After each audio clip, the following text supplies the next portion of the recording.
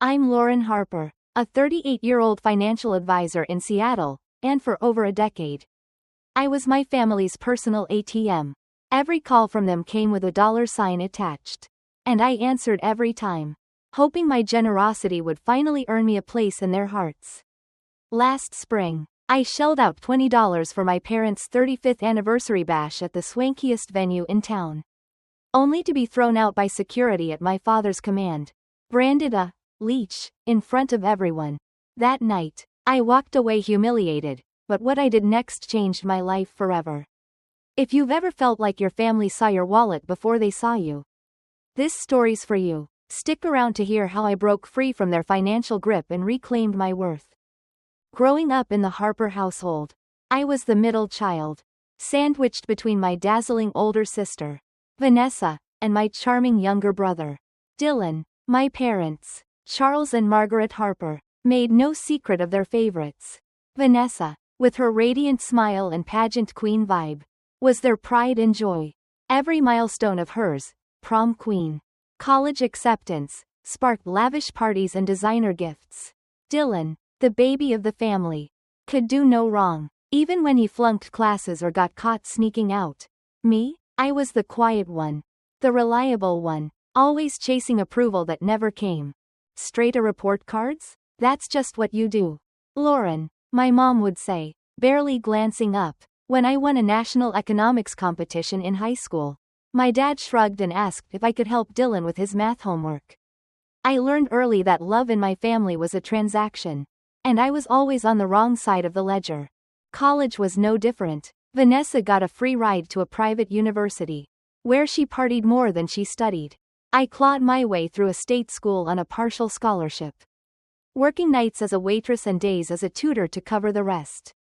When I graduated summa cum laude with a finance degree, no one showed up to cheer. They were busy helping Dylan move into his new place after another failed semester. I threw myself into my career, starting at the bottom of a Seattle financial firm. By 35, I'd built my own practice, specializing in tech startups during the city's boom. My bank account grew, but so did the calls. Lauren, your dad's hours got cut.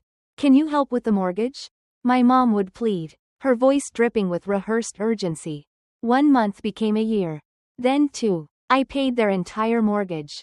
Dylan needed seed money for a string of doomed ventures, a craft brewery, a fitness app, a vintage clothing store, all abandoned within months. Vanessa's extravagant wedding? I funded the Napa Valley venue and her bachelorette getaway to Miami. When I hesitated, citing my own budget, my mom snapped, "Do you want to ruin your sister's big day over a few dollars?" I was invited to family events only when they needed my checkbook. Last Thanksgiving, I learned they'd all jetted off to Vail for a ski trip via Instagram posts. When I asked why I wasn't included, my mom said, "We figured you were too busy with work." Yet weeks later, Dylan called, begging me to cover a $15 car loan about to default. I paid it without question. The call about my parents' 35th anniversary came 6 months ago. My mom's voice was unusually warm. "Lauren, we're throwing a big celebration at the Pinnacle," she said, naming Seattle's most exclusive rooftop venue, known for hosting A-list events. "We'll need your help with the deposit, $20 for the space and catering." My heart sank at the number. But I agreed, desperate to be part of something meaningful with my family. "Of course, Mom," I said, already picturing a night where I'd finally feel like I belonged. Details were scarce. My questions about the guest list or menu were brushed off. "Focus on your work, Lauren. We've got this," my mom said, 2 weeks before the event. I called Vanessa to ask about the dress code. "You're coming?" she said, sounding genuinely surprised. "I thought you'd be too busy." Confused, I pressed on, spending a fortune on a sleek navy gown and a $6 pair of Cartier earrings as a gift for my parents, knowing my dad admired the brand. April 15th was a crisp, sunny day in Seattle. I spent hours getting ready, my auburn hair styled in soft waves, my makeup accentuating my hazel eyes, the only feature my mom ever praised. The Pinnacle glowed atop a downtown skyscraper, its glass walls reflecting Elliott Bay. Clutching the gift box, I stepped into the marble lobby, nerves tingling with hope. The elevator ride felt like an ascent to a new chapter. At the entrance, a hostess in a crisp black uniform checked her tablet. Name, please? Lauren Harper, I said, smiling. I'm Charles and Margaret's daughter. Her face tightened as she scrolled. I'm sorry, you're not on the guest list. My stomach dropped. That's a mistake. I paid the $20 deposit for this event. She called the event manager, who confirmed my payment but said my parents had personally approved the guest list, and I wasn't on it. Humiliation crept in as guests streamed past, some glancing curiously. I spotted my Uncle James laughing inside, my cousin Sarah snapping photos by a towering anniversary cake. Then my parents appeared. My mom, radiant in a champagne gown, looked annoyed. My dad, dapper in a tuxedo, held a whiskey glass. Lauren, what are you doing here? My mom hissed. This is a private family event. I'm your daughter, I stammered, holding out the gift. I paid for this. My dad's face hardened. We appreciate the money, but this is for close family. My mom waved off the gift. Send it later. This isn't the time. As I stood, stunned, my dad signaled a security guard. Remove this leech, he said coldly. The words sliced through me. The guard, visibly uncomfortable, escorted me to the elevator as my family watched.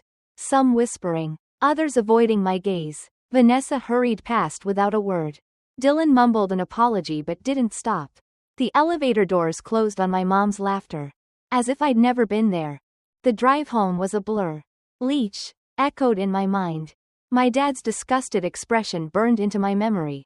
I parked in my Queen Anne condo's garage, the gift box mocking me from the passenger seat. Tears came, raw and unstoppable, as years of rejection poured out.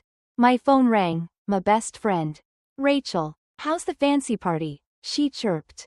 They kicked me out, I whispered, voice breaking. Security escorted me. Rachel was at my door in 15 minutes, pulling me into a hug as I recounted the nightmare. Those manipulative bloodsuckers, she fumed. This is abuse. Lauren, I protested weakly. They're my family. But Rachel shook her head. Family doesn't humiliate you. Family doesn't use you over wine and Thai takeout. I opened my financial software. I'd tracked every family support payment for years but never totaled it. The number hit like a punch. $342.317.92 over 12 years. Mortgage payments. Dylan's failed startups. Vanessa's wedding. Vacations I wasn't invited to. It was all there. That's a house. Rachel gasped. That's a future stolen. Then I checked my credit card. Charges from the party were still rolling in. $5 for extra catering. $3.800 for a premium bar. $1.200 for a custom cake. They hadn't even told me. On Instagram, Vanessa posted photos of my parents cutting the cake I'd paid for. Captioned, celebrating 35 years of love with our perfect family. Dylan shared a picture of plane tickets for a Hawaii trip I'd funded, claiming credit as his gift. The betrayal crystallized into resolve. I'm done, I said. No more ATM. The morning after the Pinnacle disaster, I woke with a fire in my chest. The hurt had morphed into resolve. I wasn't just closing my wallet, I was rewriting the rules. With my assistant, Sarah, by my side, I spent Sunday mapping out every financial commitment I'd made to my family. The list was staggering. $20 for the anniversary party. $10 for a Hawaii trip I'd booked as a gift. $8 for Vanessa's family's Orlando vacation.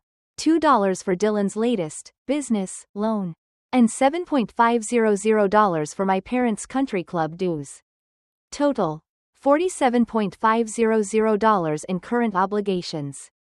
On top of the $342.317.92 I'd already given over 12 years.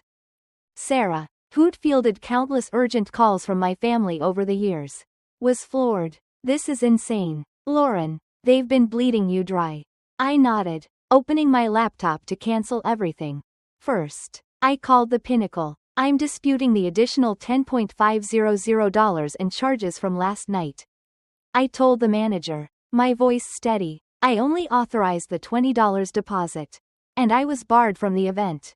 After some back and forth, she agreed to redirect the extra charges to my parents and, at my request, donated the deposit to Seattle Children's Hospital, anonymously.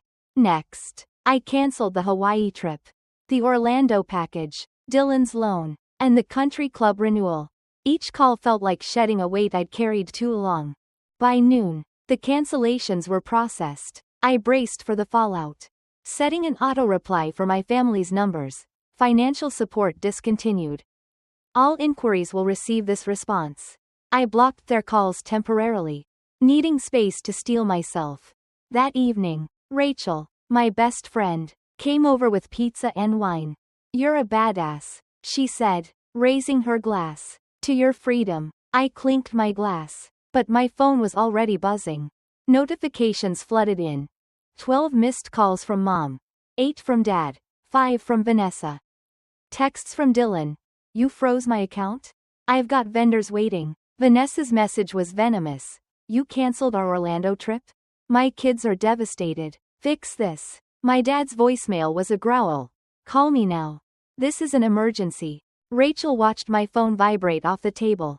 "They're losing it," she said, half laughing. I felt a strange calm. Let them. They need to feel what it's like to lose something they took for granted.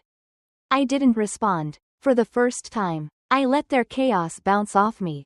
At 7 a.m. the next morning, pounding on my condo door jolted me awake. Through the peephole, I saw my family, Charles, Margaret, Vanessa, Dylan, furious and ready for war. I opened the door, robe on, chin high. "What the hell is this?" my dad roared, storming into my living room. Vanessa clutched her phone, waving it like evidence. "You canceled our vacation. My kids are crying." Margaret's voice trembled with practiced tears. "The Hawaii trip was our dream. How could you humiliate us?" Dylan stepped forward, face red. "You've ruined my business. I'll sue you for that money." I let them rant, their voices overlapping in a cacophony of entitlement. In the past, their guilt trips would have broken me. I'd have scrambled to fix it, desperate for their approval. But not today. "Enough," I said, my voice cutting through like a blade. They froze. "I've given you $342.317.92 over 12 years. Mortgages, weddings, failed businesses, trips I wasn't invited to. I paid for your party. And you had me thrown out. Called me a leech. I'm done." I handed my dad a printed spreadsheet. Every transaction meticulously logged. "This is what I've given you. Plus $47.500 in commitments I just canceled. I'm not your bank anymore." Margaret gasped. "We're your family." I met her eyes. "Family doesn't call security on me. Family doesn't use me." My dad loomed closer, trying to intimidate. "Fix this, or you're out of this family." I laughed, a sharp, liberating sound. "Out? When was I ever in?" "When you needed my money." "Sure, but never when it was about love." Vanessa sneered. "You're unhinged. This is why you're alone." Dylan chimed in. "That money was promised." Margaret tried tears again. "After all we've done for you." I crossed my arms. "What, exactly? When did you ever show up for me?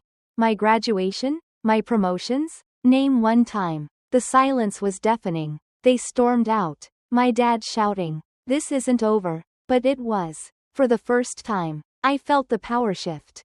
I wasn't their pawn anymore. The backlash was relentless. My parents sent emails demanding I repay them for raising me. Vanessa texted photos of her kids, captioned, "Thanks for ruining their dreams." Dylan claimed I'd tanked his career. Even distant relatives called, urging me to make peace. I held firm, but the emotional toll was heavy. That's when I started therapy with Dr. Lisa Bennett. "Your family built a system where you're the provider," she explained. "Breaking free means holding boundaries through their pushback. It's hard, but it's how you reclaim yourself." Therapy was a lifeline. I unpacked decades of manipulation, learning to spot the guilt trips I'd once fallen for.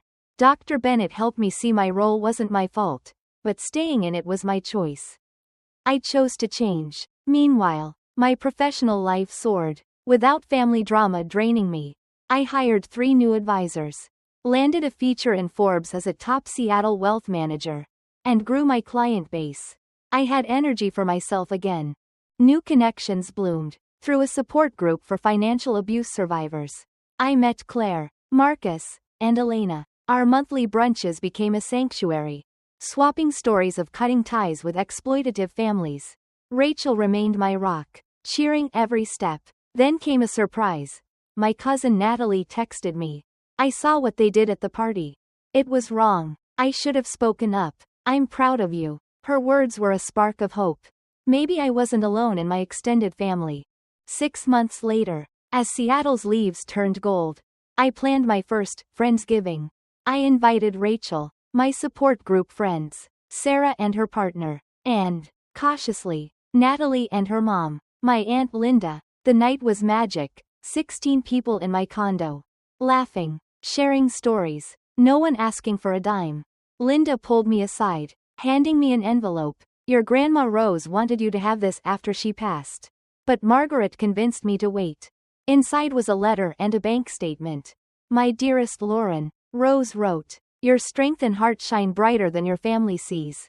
They've used you, but I know you'll break free. This inheritance is for the life you deserve, not the one they demand. I believe in you. The statement showed a $200 trust, accruing interest for 8 years. Tears stung my eyes. She knew. I whispered. Linda nodded. Rose saw everything. She'd be so proud. I used part of the money to start a scholarship fund for young adults cut off by their families. A nod to Rose's faith in me. The rest waited for a purpose I'd choose later. News of my family's struggles trickled in. Without my support, Charles and Margaret downsized to a modest apartment. Dylan's latest venture collapsed. Vanessa postponed her home remodel. They'd erased me from their narrative, removing my photos, striking me from their will. It stung, but less than I expected. Their love was never real, it was conditional, tied to what I could give. Then, in December, my dad texted, we're at Pike Place tomorrow at 3. Can we talk? Dr. Bennett helped me set boundaries. 30 minutes. Public place. No money talk. At the cafe, my parents looked worn. Charles's bravado was gone. Margaret's designer clothes were replaced by off-the-rack. We miss you, Margaret said. I held her gaze. Do you miss me or my money? Charles admitted. It's been tough without your help. I nodded. I bet. But I'm done funding your lives. They left, frustrated, but I felt free. Their hold on me, financial, emotional, was gone. That night, I hosted a holiday party. Rachel announced her promotion. Claire shared her new art project. Natalie brought her famous pecan pie. As laughter filled my condo, I felt Rose's presence. She'd seen this day coming. My worth wasn't in my checkbook, it was in me. In the family I'd chosen. In the boundaries I'd fought for. If you've ever had to say no to people who used you, know this.